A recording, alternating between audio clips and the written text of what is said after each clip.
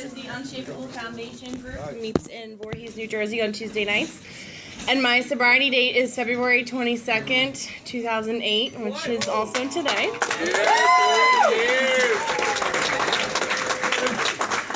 I'd like to open the meeting with the Serenity Prayer. God, grant me the serenity to accept the things I cannot change, the courage to change the things I can, and the wisdom to know the difference. And I have asked Jillian to come up and read the AA preamble.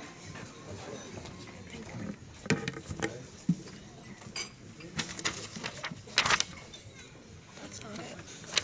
We don't have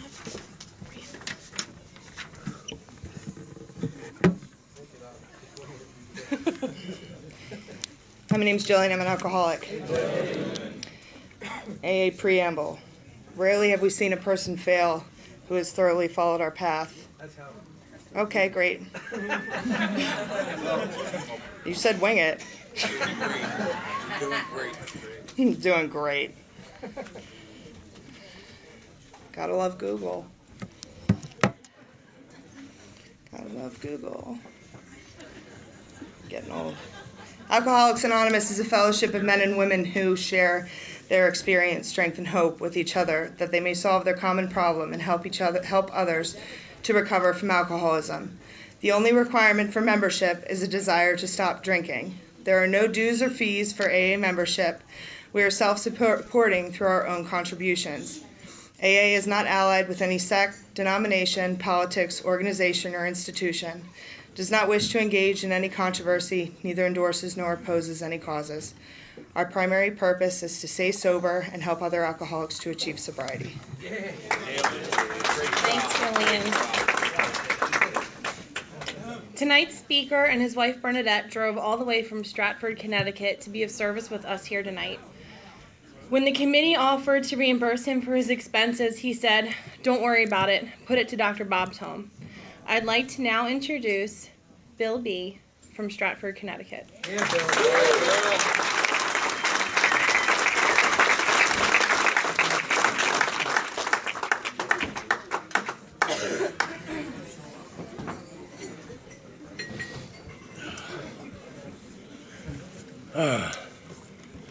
I'm so damn full.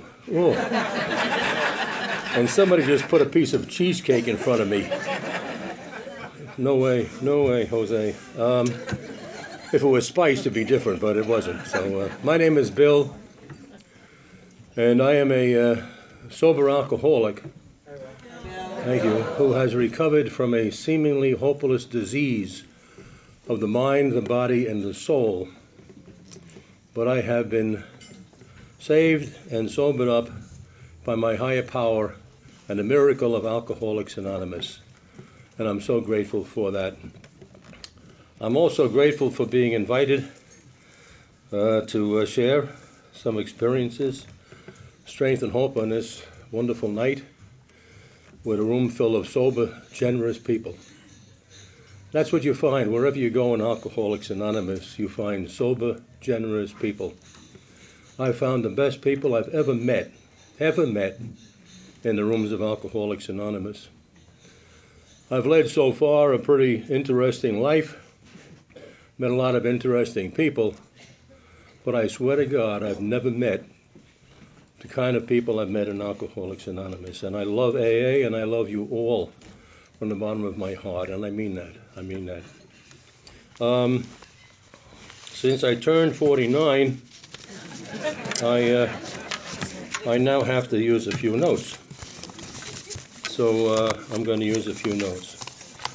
So again, as I start, I want to thank everybody especially Scott and his committee, for inviting me here.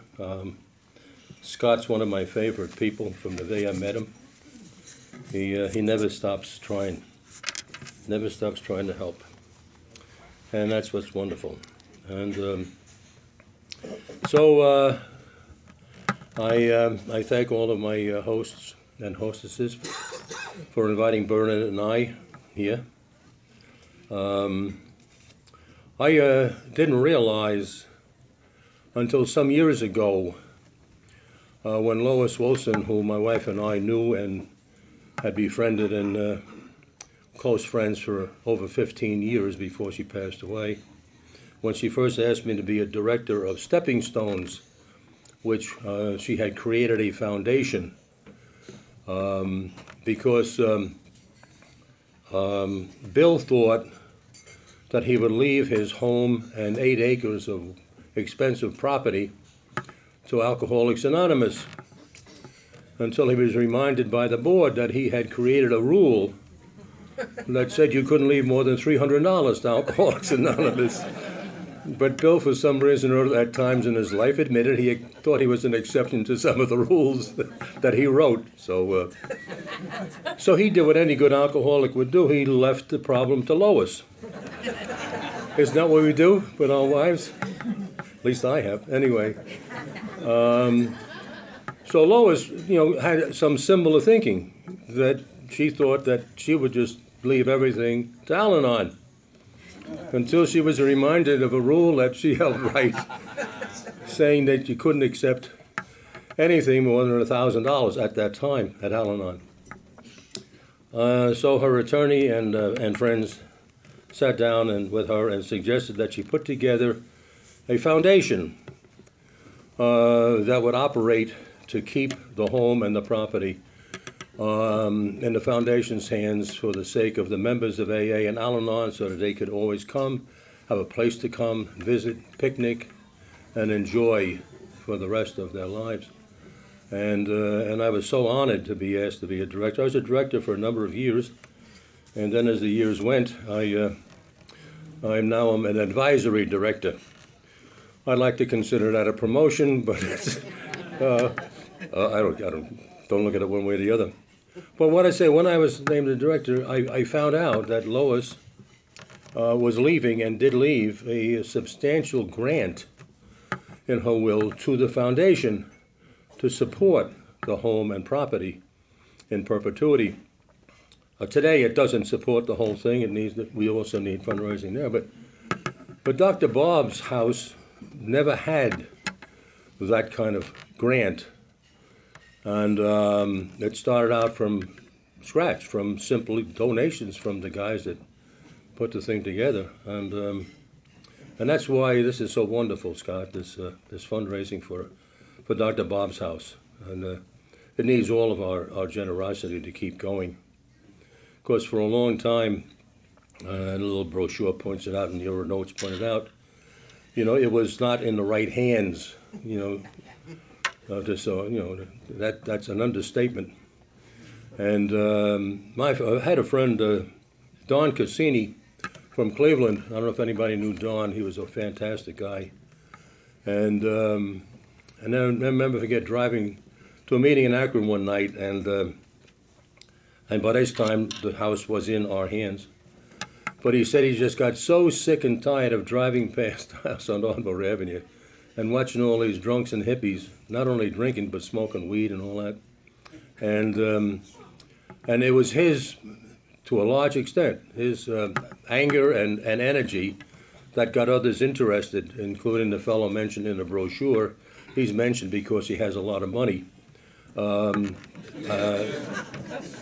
I never get mentioned because I don't have a lot of money. Anyway, but he was good, and they put together this committee, and they bought the house back. And then they had to go out and find furniture. They went to old furniture stores to find furniture that looked kind of like maybe what they had. Whereas the difference is when you walk into Stepping Stones, it's like Lois and Bill are still there because everything they had is still there. It's a shame what happened there, but thank God in 1984 it was corrected. And we now have the home of our co-founder, Dr. Bob, his place in our hands. While I didn't know Dr. Bob, and some of you may dispute that, but I didn't know Dr. Bob. He died in 1950.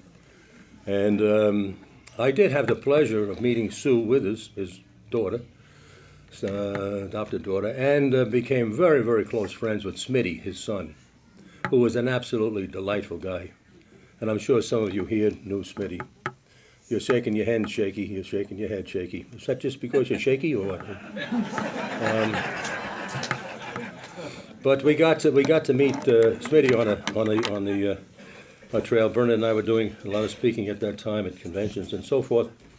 And he and my wife Bernadette particularly hit it off. They really hit it off. And I didn't really know that. I know my wife had a gambling nature, but I didn't know Smitty was a gambler.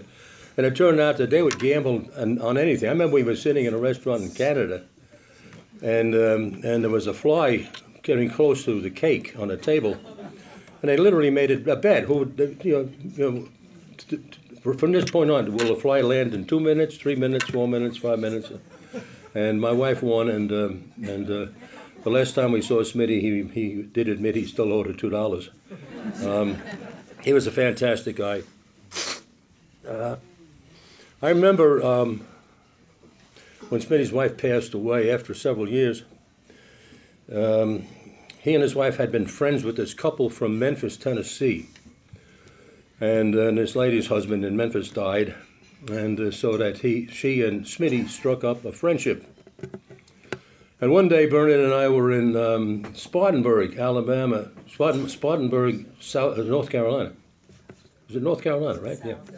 South Carolina, is it? South Carolina. Same difference, right?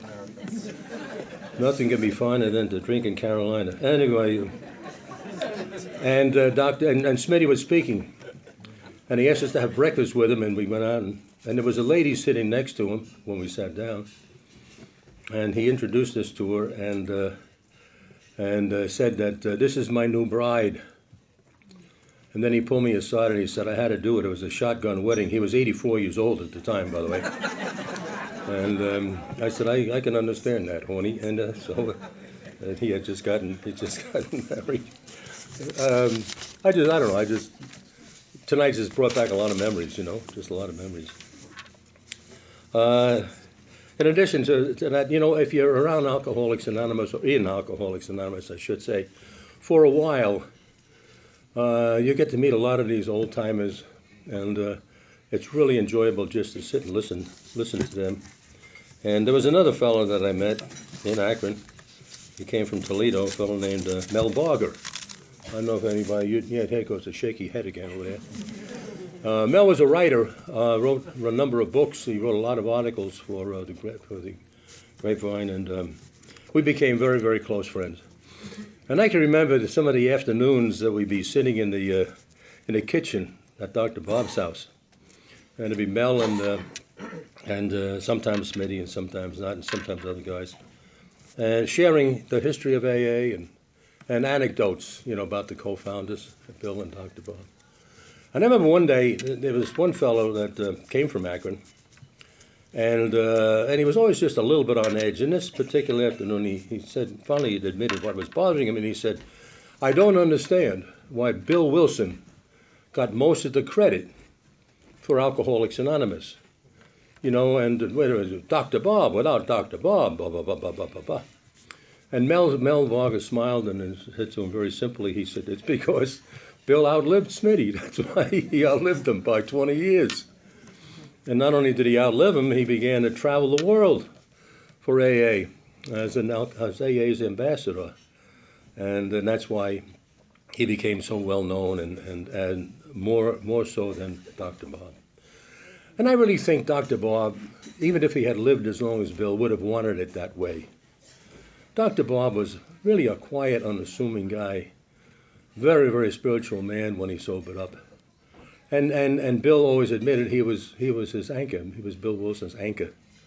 And because Bill could go flying off on a tangent, because he just wanted to see this program grow so much, and he just couldn't stop promoting most of the time. And so that's the reason that Smitty, Dr. Bob, he was also known as Smitty, just outlasted. So I was very fortunate that my first sponsor in Alcoholics Anonymous, I got sober in Queens, New York, and my first sponsor was a guy named Benny Michelson. He was a Jewish jeweler from Brooklyn, New York. A little short, round, roly-poly guy who I probably wouldn't have drank with, unless he were buying, of course. It'd be different, But, And I was so fortunate that Benny loved the history of Alcoholics Anonymous. And he knew Bill Wilson. And he told me that I should also follow in his footsteps and learn about this fantastic program. And he assured me that the more I learned, the more I would see God's fingerprints in every aspect of AA's growth. Our higher power is the one that founded Alcoholics Anonymous by bringing Bill and Dr. Bob together. And all the decisions that were made, some of them rather clumsily, but they all worked out because between them, they had a great higher power. And so, as I said, I was very fortunate. And so what I'd like to do now is tell you a little bit about my personal story, and then how, again, through the grace of God, that led me into wanting to know more and more about not just Dr. Bob and Bill Wilson, but Alcoholics Anonymous as a whole. My father was a terrible alcoholic. In fact, my last book I wrote was about my dad, and it was called How I Became My Father. And it was rough in the house. So I was looking for ways to get out. I just didn't like, everything that happened as a result of his drinking. My mother screaming and all of that kind of stuff, and the fear that haunted us four kids. So I went away to a seminary. A nun in my school thought I had a vocation to the priesthood. Well, she wasn't quite there, but in those days, seminaries were taking young kids, 13, 14 years old, And so I went to Merino, which is a missionary order, at the age of 13, and it was a great way to get out of the house.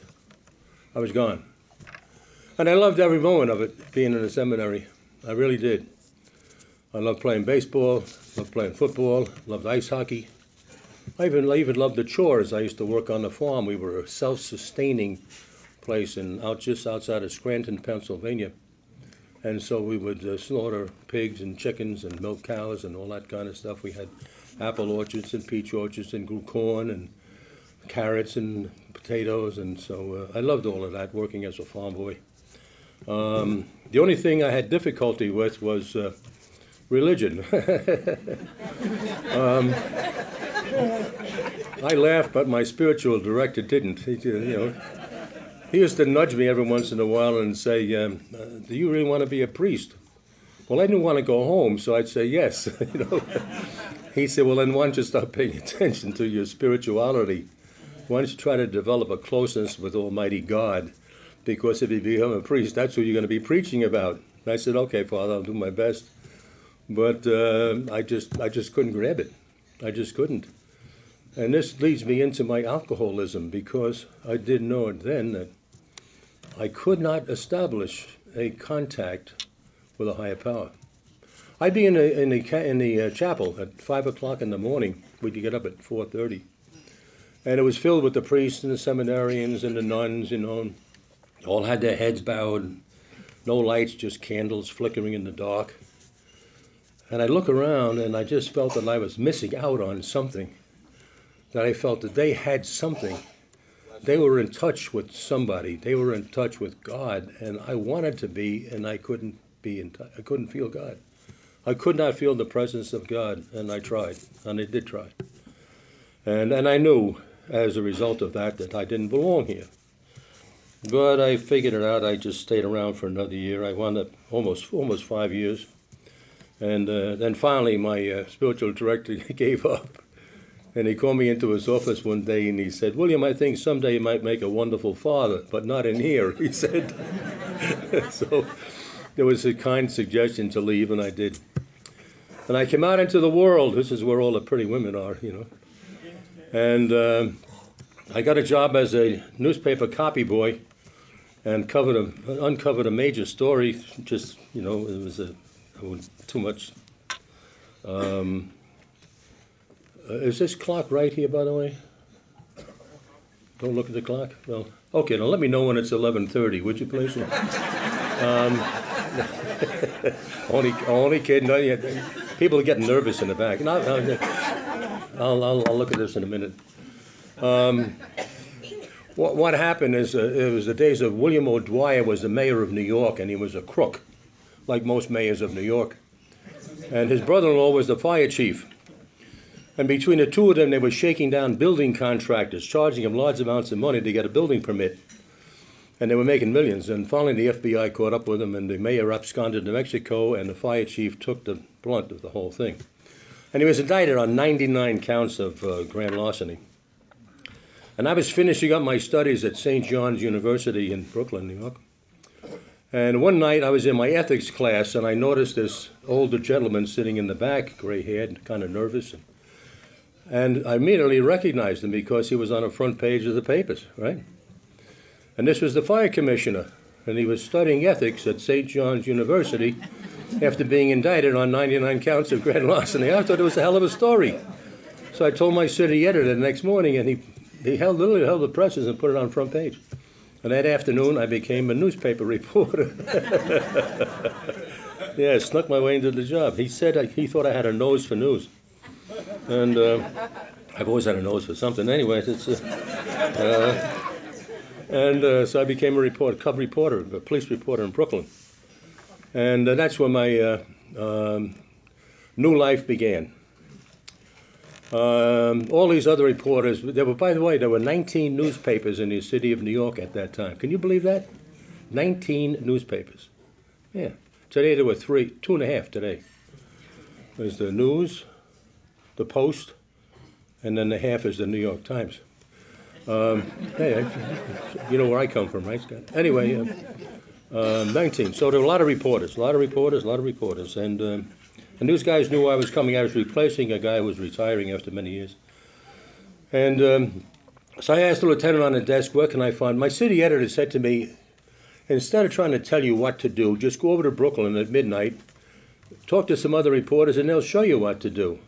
I said, okay, fine. So I asked the lieutenant on the desk where I could find some of the reporters, and he pointed across Flatbush Avenue in Brooklyn to the Edison Bar and Grill on the corner. And he said, you'll find some of them in there. He was wrong. I found all the reporters in here at Edison Bar and Grill. And Charlie Feeney, God rest his soul, is a reporter for the Daily Mirror. And he became a good friend of mine. But I asked him, and he said, well, first of all, what are you drinking, kid? And I said, I'll have a Coke. Because I wasn't. That's what I drank. I drank Coke. He said, no, you won't. He ordered me a shot and a beer. And I do, just like right now. I feel like I'm right there at that bar in the Edison Bar and Grill. That's where I had my first drink. It stared at me, and I remember my father knocking that stuff down and what it did to him. And I swore it would never do that to me. But I'm surrounded by all these newspaper reporters that I wanted to be like. And all of them were 30, 40 years older than me at that point. And so what do you call that? Peer pressure, I guess, maybe? But my sponsor later on said I was simply an alcoholic in waiting. So I downed it. I downed a shot, chased it with the beer, and then Charlie began to tell me what he did. Check the police slips, call up the precincts, and all that kind of stuff, if you look at his stories. Then he introduced me to Joey George of the Daily News, and Joey said, what are you drinking, kid? And I said, I'll have a Coke. He says, the hell you will. And he bought me a shot and a beer. What these guys did, they passed the kid down the bar. And by the time I got to the Herald Tribune, I was feeling pretty damn good. Oh, my God. But, I didn't get thrown up. I didn't throw up. I got, unsteady, But I remember staggering back to the shack. We had a big, long room above a greasy Greek diner. And each of us had a desk, a telephone, and a telephone book. Those were our working tools. And I remember thinking, man, I'm a big shot newspaper man is what I am now, man. I mean, I'm as good as the New York Times, the Daily News, I've got it made. Man, it hit me that where a guy, when I was a kid, I used to shy away from people because I didn't think I was as good as they were. I used to shy away on the basketball court. I used to think I wasn't as good as they. Same baseball. But I was a good athlete, played a lot. But with a couple of drinks in me, and it was more than a few that night, it really made me feel like Tarzan. Superman. And so the next night, see what you do is you come in, you go to your office, you go to your desk, you call up. It's because the city room is the paper is across the river in New York. You're in Brooklyn, they're in Manhattan. And you just call up and let them know that at the city desk that you're ready, you're on the job. So, but before doing that, I went to the Edison Bar and Grill first and had a couple of shots and beers. And then I went back and called up and told them I was ready. And I had no idea what was beginning to happen to my life. I don't know about you guys, I'm sure you were the same way. It happens. It just happens. For me, it was so natural, and for most of the people I know in my life who are alcoholics, it just happens. Makes you feel better at a dance. Makes you feel better at a party. Makes you fit in, you know. I was able to ask a girl to dance, you know, before I couldn't, I couldn't. And in fact, I even got to the point where I would teach girls how to drive. In fact, that's how I had my first automobile accident. And we hit a telephone pole, but we were only going at 20 miles an hour because she was sitting between my legs, and I didn't want to drive that fast while she was steering, you know. So I was just trying to be nice to people, you know. And, anyway. But this is a progressive disease, and I had no idea I had it. No idea. I began to accept whatever happened to me as a result of having a few drinks. Isn't that what we say? And it's amazing. Isn't it amazing what alcoholics are willing to accept for another drink? It got to the point where I was willing to accept the loss of my job, the loss of my finances, the loss of my family. I was willing to accept anything for another drink. Now, if you told me that, I'd say you were crazy. But that's the life I was living. I was willing to give up, and I did give up most of those things in my life by the time I got to the end, which was the new beginning. So how all that happened is crazy. I told you I had been in a seminary, and I met this beautiful, beautiful Italian girl. And she had been studying to be a nun. But once I got into her habit, it was all over. Anyway, that's the side. So we actually knew each other. We actually knew each other 3.5 weeks. And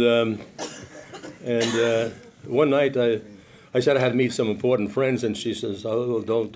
I said, "I'll drop you home." She said, "No, I don't want to go home."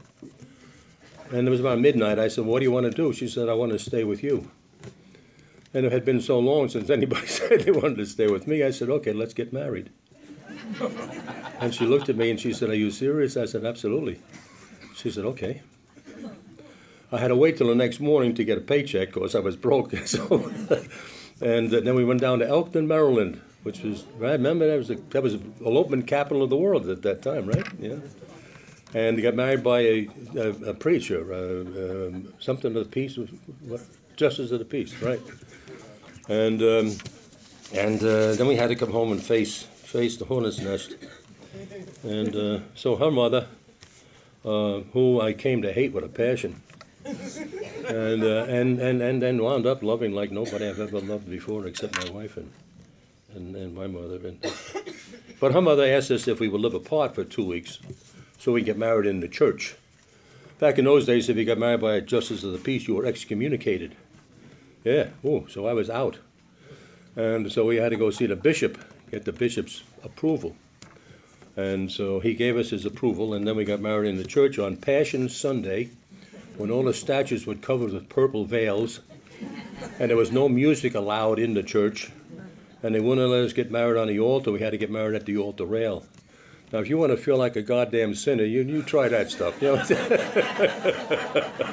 I had a resentment against the church for quite a while after that one, you know. But the funny part about it is I was half loaded, and so was her brother, and he walked it down the aisle because her father had passed away. And Anthony walked it down the aisle singing, you know, "Here Comes the Bride." And everybody joined in. It was really great. It was an unusual kind of wedding. You might say typical alcoholic kind of wedding, I guess. Anyway, it was really good, really good. By the way, I just want to mention this. Her brother, my wife had 11 sisters and one brother.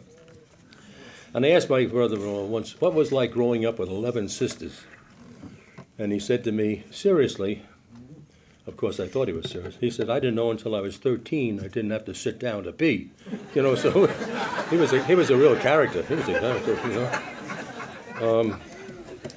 I don't know why this stuff is coming out. Yeah, it's probably your fault.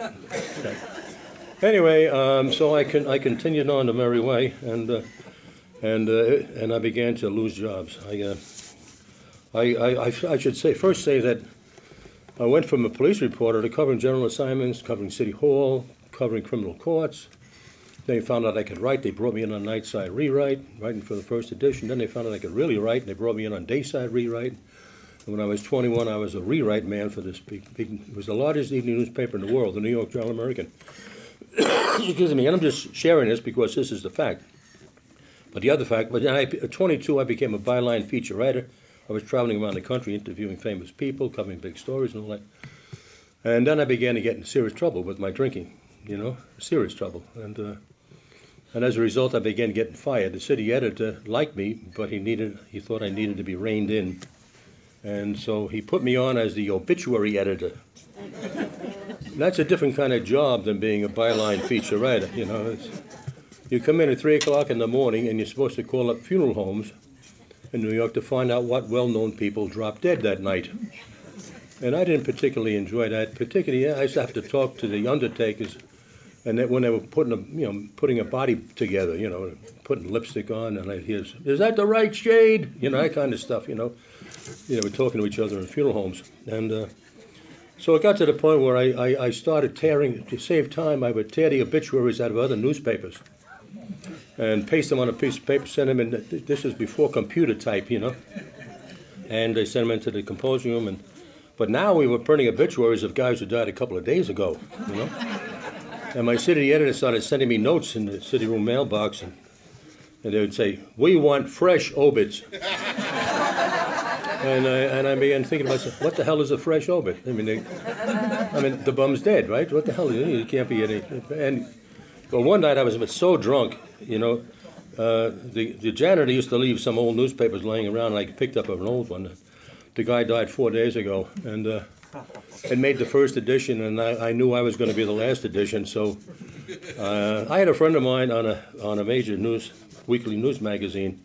He liked my work, and he said, "Anytime you want to come on over, brother, come on over. We'll put you on."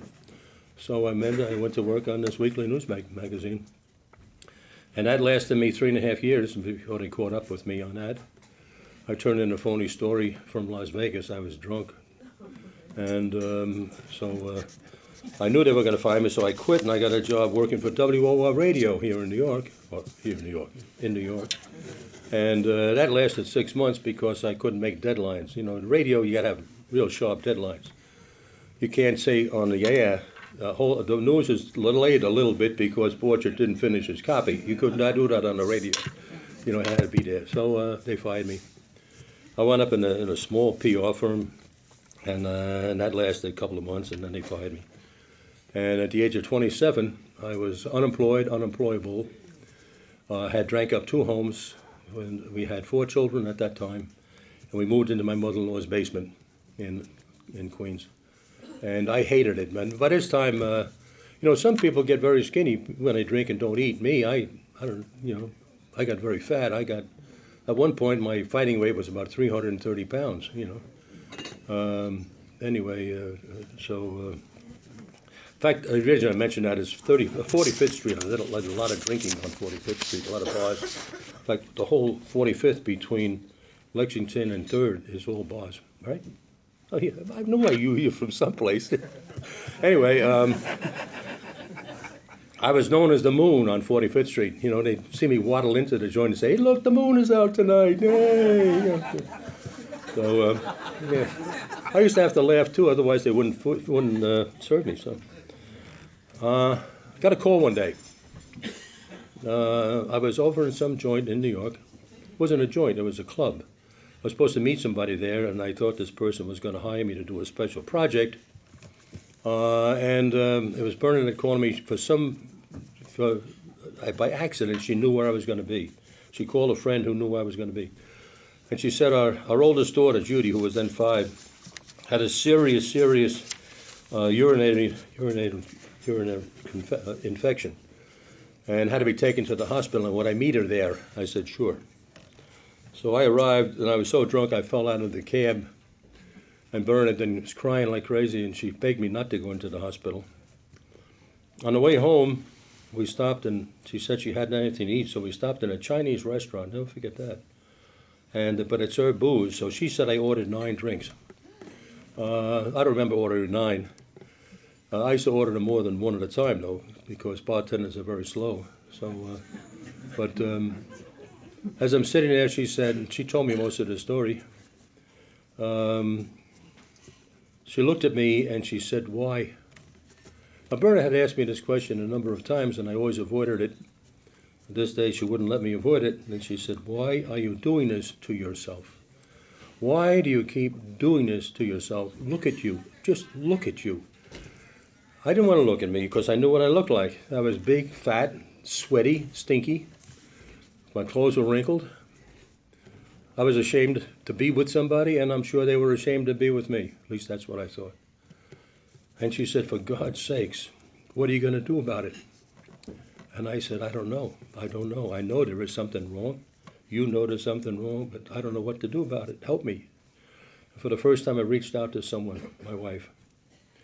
Now, Bernadette is good to, she'll let you lay her head on her shoulder for about 30 seconds. And then she'll say, what's the problem? Then she wants to solve the problem. She doesn't believe there's something wrong, you fix it. So she called our family doctor and he suggested I see a psychiatrist. So the following Saturday afternoon, I walked into a psychiatrist's office, Dr. John Brancato, and he was in Richmond Hill, Queens.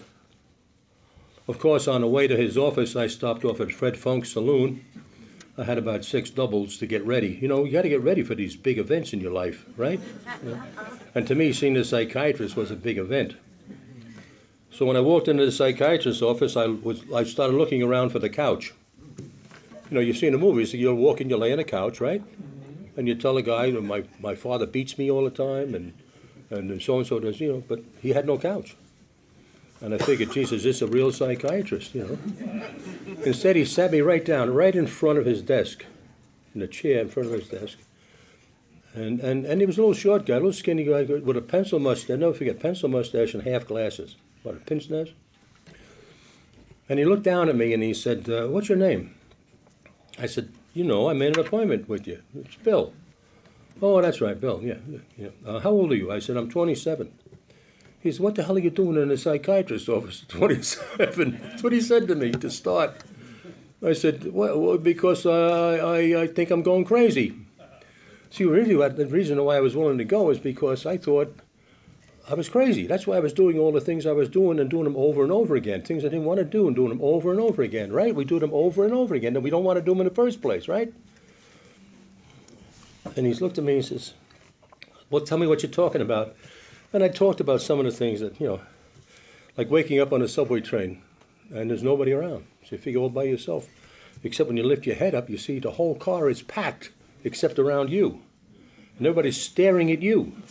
And you look down, you're covered with vomit from your chin right down to your lap, Oh, my God. So you close your eyes and you wait till the train stops, and then you run off and run down the street to find the nearest bar to wash up.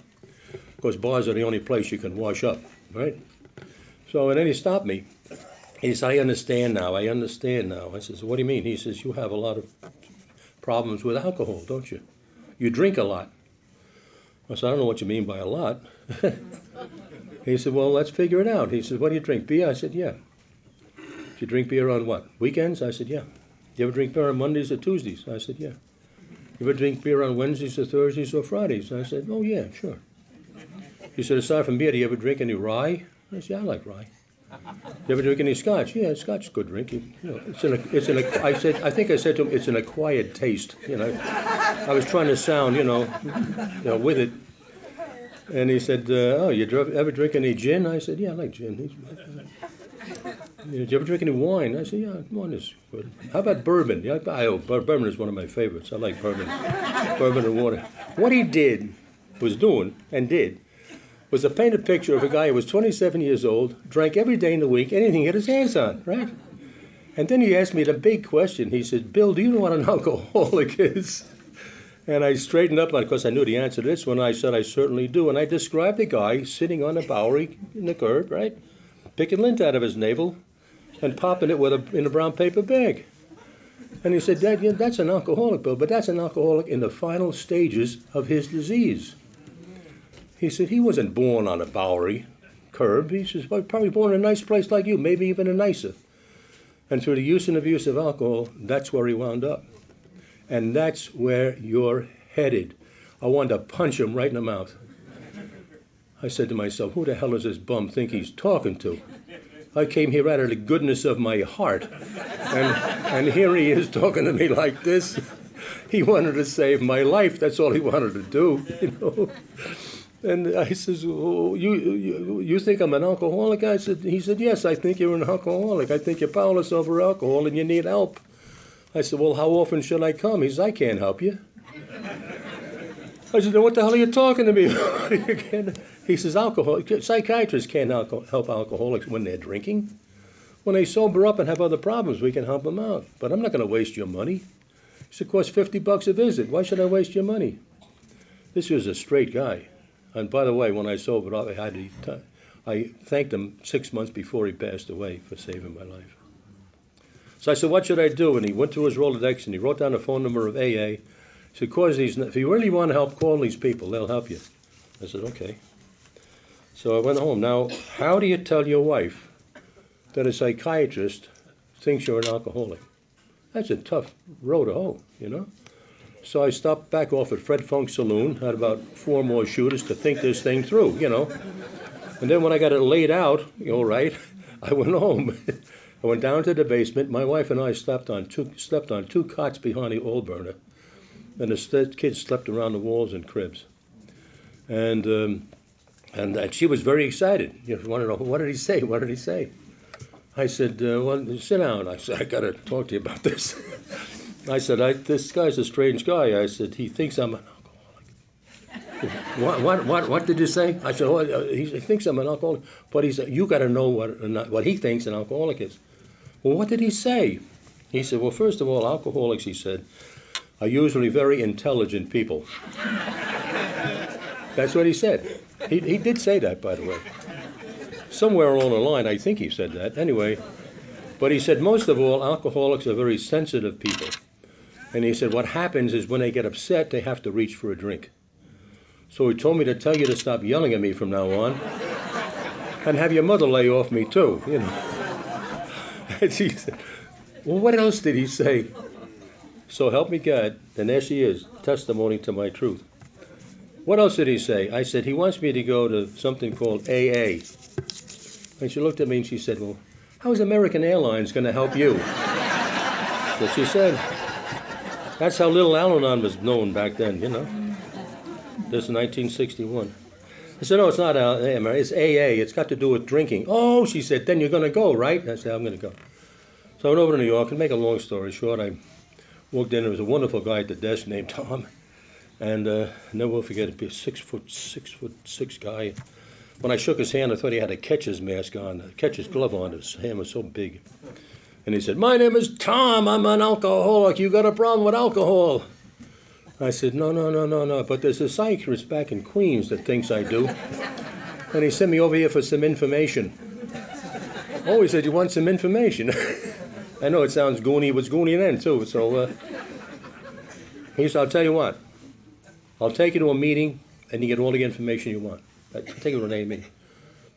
I said, okay. When do you want to go? I said, how about tonight? This happened to be a Saturday night. Why is Saturday night so important to drunks? I don't know. I said, I'm kind of busy tonight, but, you know. He said, that's all right. And then God steps in. You know, God is always there, right? He's always been there. He always will be there. And if there's anybody in this room tonight that has any doubt about that, shake it off. Because he's right here, right now. I mean, that's why we're here. That's why we're here, because he gave us something to be happy, joyful, and free about. It's called sobriety. And I love it. And so anyway, he said, this is where God steps into it. Tom reached into his wallet and pulled out a business card, and he handed it to me. And he said, anytime you want to go to a meeting, call me up. I'll be there. I'll take you. I said, okay, thanks, buddy. And I walked away. Was halfway out the door when I just glanced at his card. And by the way, by this time, I was in debt to everybody.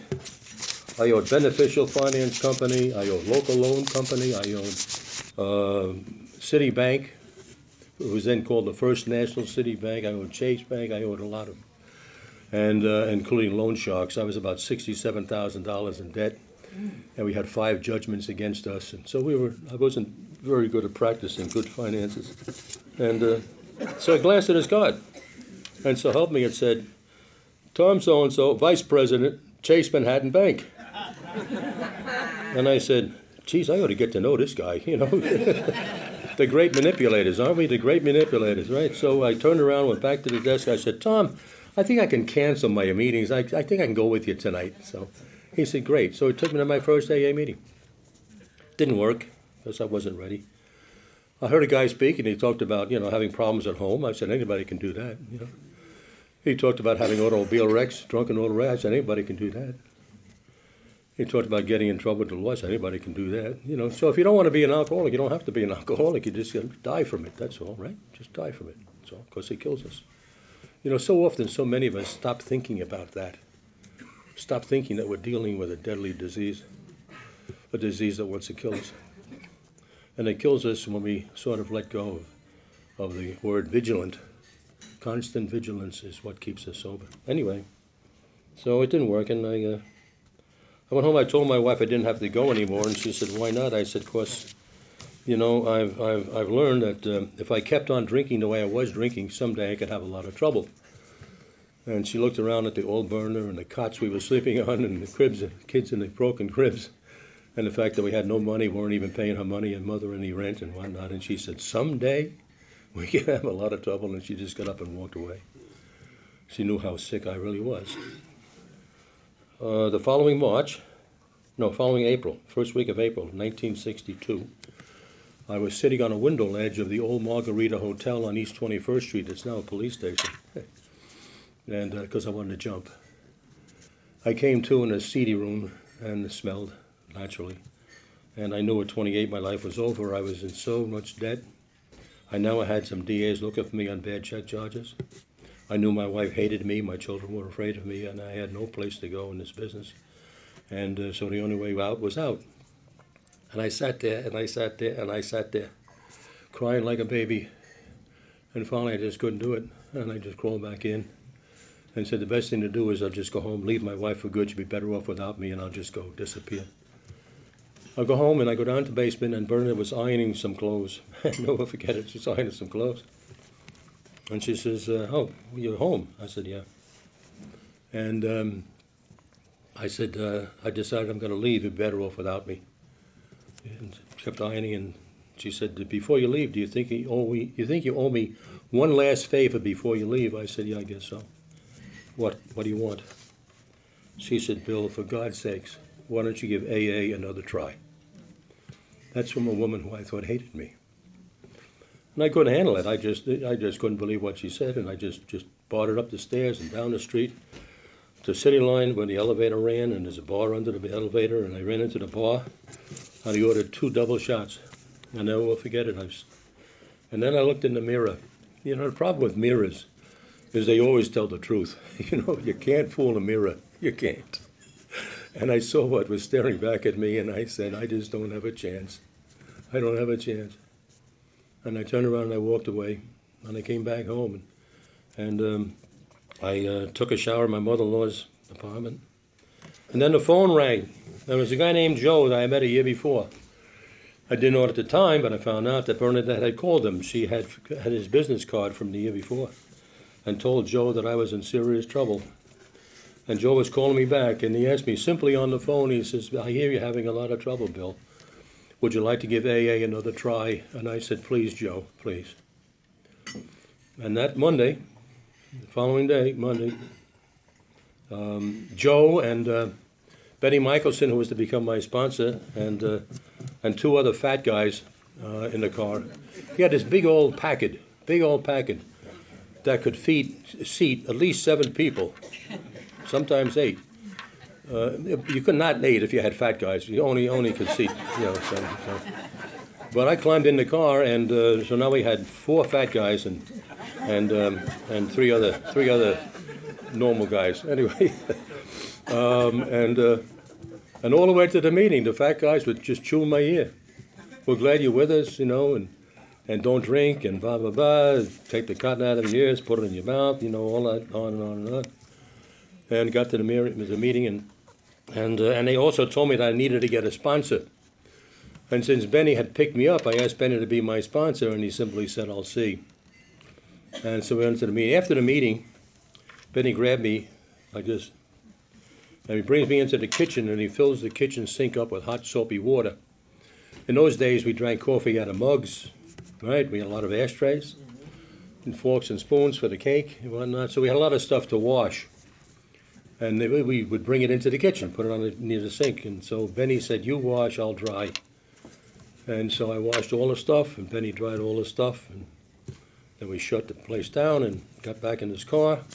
The other 3 fat guys and me and the other 2 guys. And he drove everybody home except me.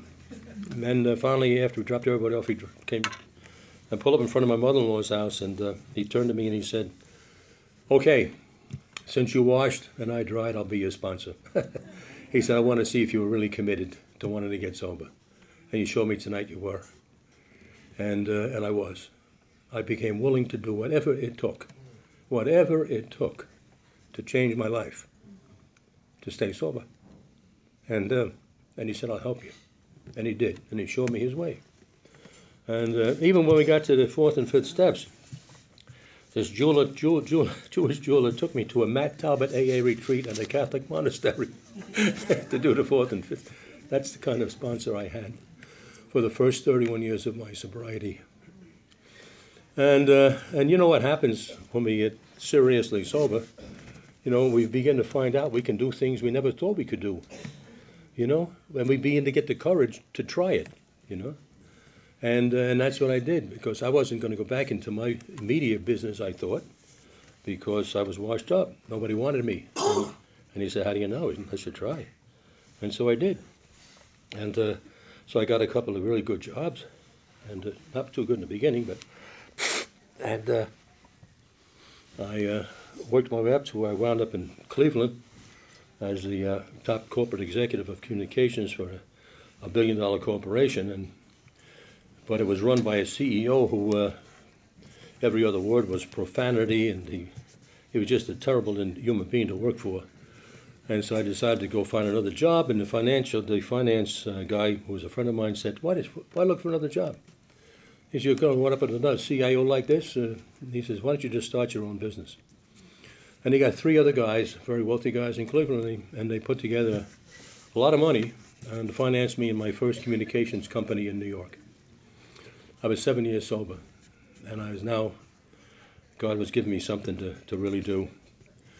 And I was very successful at it, because I was sober. I stayed very active in Alcoholics Anonymous.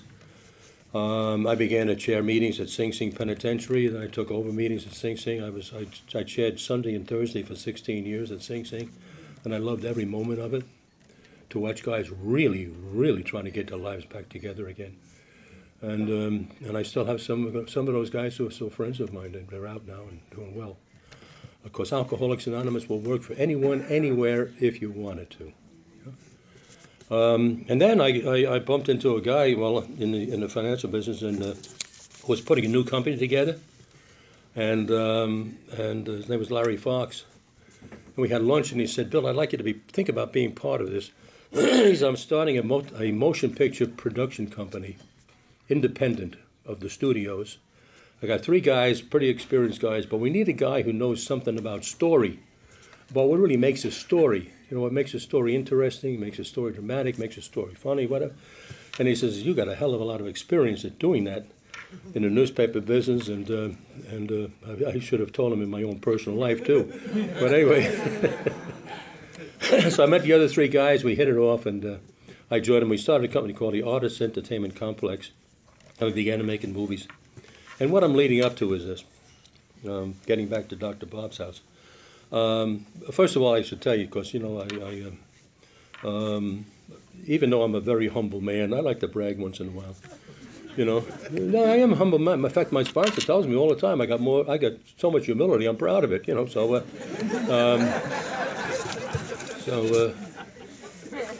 the first movie we made a movie called Kansas City Bomber. You ever hear of that? With Raquel Welch as a roller derby queen, and watching Raquel Welch skate around that arena in these black, tight-fitting leather pants was like having a spiritual experience. I mean, it was so I fell in love with the business, and then a friend of mine, Peter Moss, maybe you've read some of his books. Peter Moss, a wonderful writer, great writer. And he had gotten the rights to the story of Frank Serpico, who was a policeman, undercover cop, who started really the Knapp Commission. And Peter and I had been newspaper men together. He was with the Herald Tribune, and we covered the Knapp Commission. So I said to him, and he had been with Serpico, who had fled to Switzerland, and was writing a book. And I said, why don't we do the movie? I said, I got this independent production company, my partners and I, and he said, fine, if you can raise the money, fine. So we got Dino De Laurentiis. I've heard of that name in the movie business. He was a financier. And he put up the money, provided we got one actor who he loved from Broadway, named Al Pacino. So we got Pacino, we made a movie called Serpico, and that put us on the map. And then a friend of mine, the third partner in the company, brought in one day a tear sheet from Life magazine about a young man who robbed a bank in Brooklyn to get his friend, a lover, a sex change operation. And it wasn't my cup of tea, but I thought it could make a hell of a movie, and it did. We had Dog Day Afternoon, and also with Pacino. So now I'm on top of the world, right? At least up here. I'm always on top of the world here. Yeah, you're right. You're absolutely right. And it comes to mind, around this time in my life, Bernadette, when we moved back to New York, as I said, we're living in Rye, New York. Bernadette's very active. She's been active in Al-Anon, still is, for 56 years. And so she goes up to Wilson's house for a picnic. Every year they have a picnic at Stepping Stones. Bill and Lois used to celebrate it's the first Saturday of June every year. They show a picnic for all their friends and whatnot, and AA and Al-Anon. And even after Bill died, Lois continued. And so Bernadette went up there, met Lois, fell in love with Lois, and told me I had to meet her. And I did. And I went up and met with Lois. And that was that event, as I say, it's a fortunate event. Those are things that happen when you turn your will and your life over to the care of God. Fortunate events happen instead of unfortunate events. And so we established a relationship with Lois, as I said, lasted over 15 years. In fact, Lois used to spend most Thanksgivings and Christmases at our house. She loved our kids became her kids. Our dog became her dog. And then one Thanksgiving, our kids gave her a cat. And she immediately named the cat Borchie. Borchie. I don't know, man, if you've ever been up to Stepping Stones, you might have met Borchie at that time. And it was just wonderful. It was wonderful. I should mention that at this point, I also should mention that I had met her husband on several occasions, Bill Wilson. I had the good fortune to meet him the first time in 1962. November of 62, my sponsor took me to Bill's annual birthday party at the Hilton Hotel. We were talking about that a minute ago, and Mike and I. And when my sponsor took me, it cost $10, and they fed you like a hog. And today they charge $125, and you get 2 peas and a carrot. So the whole world has changed. But Benny introduced me to Bill, and it was the thrill of my life to meet, one of the 2 men who saved my life. And Bill was robust and charming and whatnot. And the second time I met him was in November of 1968, 3 years before he died. And he was very sick at that point. His clothes were hanging off him. He had emphysema really bad. And in fact, when he spoke, he'd speak for about a minute and then hesitate and take a puff of the puffer, and then continue on. He spoke for about 3 minutes. But it was just good to see him again. So I just want to, the wonderful, fortunate things that God has given me in my life, anyway, so that's how that went. So I met her, and since since I was in the movie business, and as I began to walk around the house, and Lois turned the upstairs of the house into like a museum with photographs and captioned bios of the early AA members, like Shaky has over here. You've seen it up there, right, Shaky? Yeah, yeah. And it's wonderful to see that, the history. And also the early members of Al-Anon. She had her desk up there where she started Al-Anon, the typewriter, and all. And so I came back down and I said, Lois, I said, would you be willing to let me try to make a movie about AA? And she turned to Bernard because she had just met me, And she said, can your husband really write, And Bernard assured me that I could, and we got to know each other much better. And then she allowed me to bring a tape recorder up to her house, and she began to share with me what I like to call the inside information on both of the founders, Dr. Bob and Bill, and of course a lot also about Annie Smith, who has never really gotten what she deserves. Without Annie Smith, I mean, Dr. Bob would have never made it. Without Lois, Bill would have never made it. Let's face it. So those are the ladies we should be celebrating. But anyway, Lois agreed after a while to work with me, and I began to tape all of her reminiscences, and then I began to travel around interviewing people who knew Bill well, knew him well, and I came across an awful lot of really interesting anecdotes and stories, and I'd just like to share just a couple of them. One of the things that when I'm at a meeting, and it's happening to me again just recently. I was at a meeting, and when I spoke, I said, my name is Bill Borchert, and I'm an alcoholic. And I could hear people go, like they were ready to call the AA police on me, because I used my last name. God forbid you used your last name. Dr. Bob used to get conniptions over that. He used to say, look, we established anonymity, which we love as a principle of Alcoholics Anonymous, but we did that to protect ourselves from the world, not from each other. We're only anonymous at the level of press, radio, film, and TV, and now the internet, right? But not to each other. Just recently, at my home group, the Thursday night men's group in Stratford, a friend of mine, who I see every Thursday, named Elliot, hadn't been showing up. And this was like now 2 or 3 weeks, and I called everybody I knew. I thought I had his number, but I didn't have his phone number. And I called everybody I knew, and they didn't have his phone number. And I didn't know his last name. And finally, out of the blue, some guy from Trumbull, who knew his family, got his phone number and called me, and then I gave it out to everybody else, and I finally got Elliot on the phone. He had been in a hospital 5 weeks, dying from leukemia, and through the grace of God, made a turn and is now getting well. And so now our group we're finally putting together a phone list with last names, sobriety dates, and phone numbers. Sort of, if a guy's missing, we can reach him, But why are we so anonymous to each other? I mean, how many of us sitting here tonight only use your first name at an Alcoholics Anonymous meeting and are afraid to use your last name, right? Anyway. And I know there are arguments on both sides, but Dr. Bob only saw one side, and that was we're not anonymous to each other.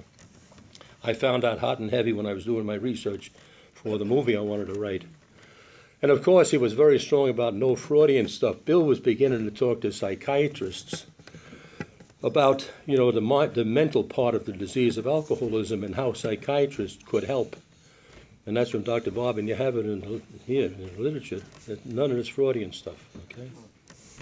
And then what some people know is there was a point in Bill's life early on when he was, the Towns Hospital was cooperating with Bill and letting guys go from the hospital to his house. And then Charlie Towns, who owned the hospital where Bill had gone, wanted to make a deal and hire Bill on as a lay therapist. And he said that, we'll give you a good salary, and we can have you can have your meetings here at the hospital, because I'm sure Clinton Street is getting crowded and whatnot. And Bill thought it was a great idea. So did Lois, and so did Dr. Bob. People don't realize Dr. Bob thought so too in the beginning, until I presented it to the membership, and the membership said, hell no. doctors and nurses and hospitals never helped get us sober. This is what's getting us sober. And we've got to keep this and not give it away to doctors, nurses, and hospitals. And they recognized that they were right. I heard the story of how Dr. Bob would come home from the office sober, walk into the house, kiss Annie, and say, "I'm going upstairs for a nap." He'd go upstairs for an hour and come staggering back down the stairs loaded.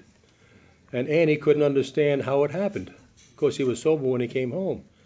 And I asked Smitty, his son, and his Smitty said, laughed and he said, "Oh, you don't know the story?" He said, "Well, my father always had this big, thick pair of woolen mittens in his car. And when he would come home, he'd take 2 pints of booze and stick it in these mittens. And then he said there was a little balcony outside of their bedroom. And he would throw the mittens up outside the bedroom. Then he would walk in, kiss my mother hello, and go upstairs and get loaded, you know."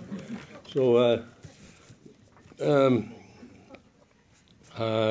so as I said, Phil always considered Dr. Bob the anchor in his life. Just 2 more quick stories.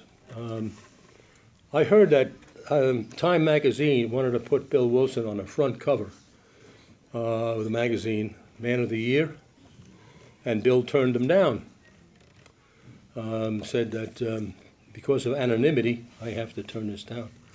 And I said to the guy that gave me the information, I said, "Boy, that's wonderful." I said, "That really shows how much humility Bill Wilson had." And the guy laughed like crazy. I said, "What are you laughing about?" He said, "Well, how many guys do you know that go around bragging they turn down the cover of Time?" And the other one, the final one I want to share is that somebody told me that Bill got to the point where he really felt saddened, is I guess a good word, that he could no longer be a simple member of Alcoholics Anonymous, where he couldn't go to an AA meeting and not be recognized, that he could just sit there and be part of the group. And so what I would do is I would get these stories and I would take them back to Lois and check the stories with Lois. So I brought this story back to Lois and she laughed out loud. I said, "Well, what's so funny about that?" She said, "You think Bill was saddened that he wasn't recognized?" He said, "Let me tell you a little story." She told me a story about their first travel across the country, and they stopped off at Barstow, California, up in the mountains. And there was an AA meeting the following night, which they went to. When they walked in, nobody knew Bill Wilson. In fact, they asked, some people come up to him and said, "Where are you from?" And he said, "Well, I'm from New York." "Oh, New York, isn't that where AA started?" And another woman said, No, it started in Akron." And Bill said, No, and Rose said, "Bill, shh, shh, shh." He said, well, then another lady said, "Did you happen to know any of the founders of AA?" And Bill started answering, and Lois said, "Shh, shh, Bill, shh, shh, shh," you know. And Bill was just desperate, because nobody knew who he was, and it was killing him. And then the meeting started, and anyway, he didn't tell anybody, and she didn't tell anybody. But she did say to him after the meeting, "It bothered you, didn't it?" And he admitted, "Yes, it did." Well, it would bother me too. Well, I think it would bother almost anybody when you are one of the co-founders of this fantastic worldwide organization that has saved so many lives and restored so many families, Anyway, I use that as the final scene in the movie My Name is Bill W. If anybody saw that movie, you saw Bill wanting to say who he was, and she wouldn't let him. So anyway, that's... So the movie we called My Name is Bill W. It was produced by Warner Brothers and the Hallmark Hall of Fame and starred James Garner, James Woods, and Joe Beth Williams. It aired originally on April 30th of 1989. James Woods won the Emmy for Best Actor. I was nominated for an Emmy for Best Screenwriter, which in my lesser humble moments I still think I should have won. Anyway, that's maybe it was God's way of keeping me humble, but that's an impossible task. By the way, I just like to share this. And where am I? I haven't even looked at this yet, have I? I got 5 minutes to go? Okay. Oh, 5 minutes is fine.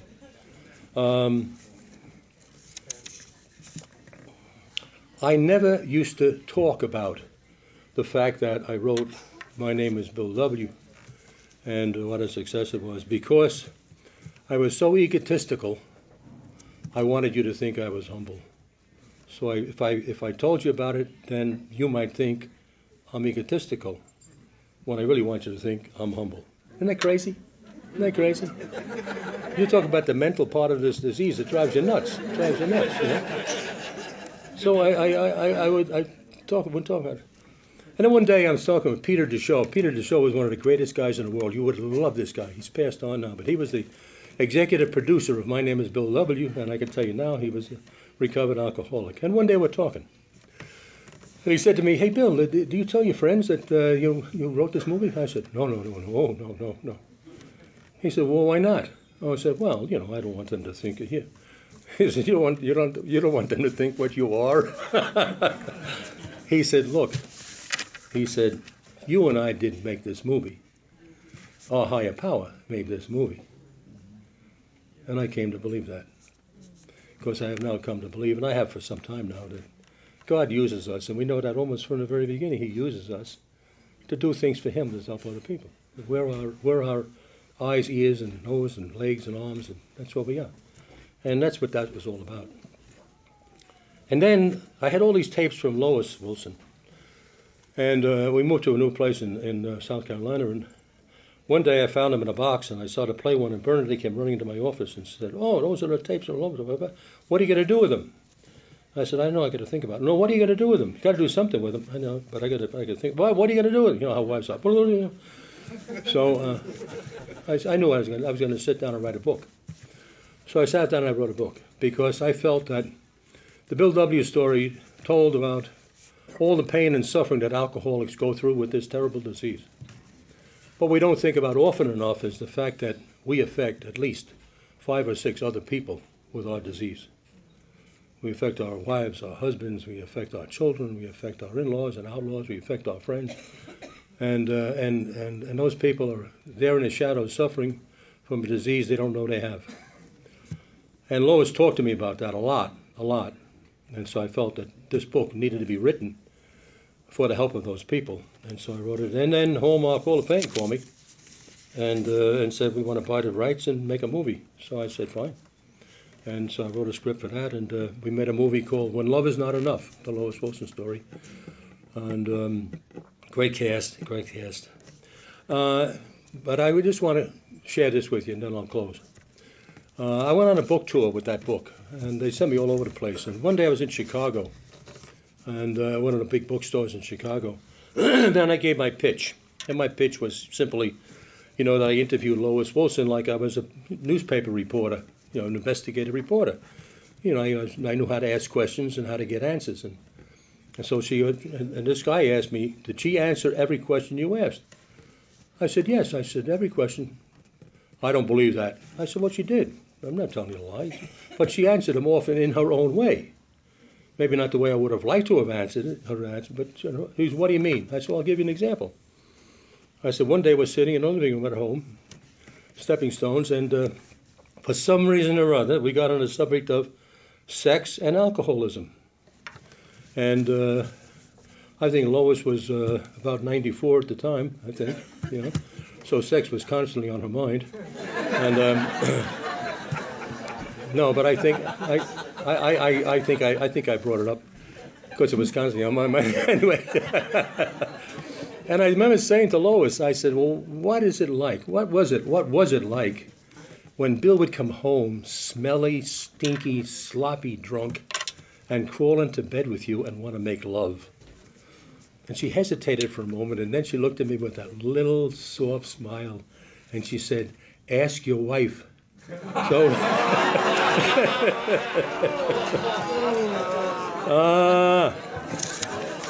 what did she say? Ask your wife.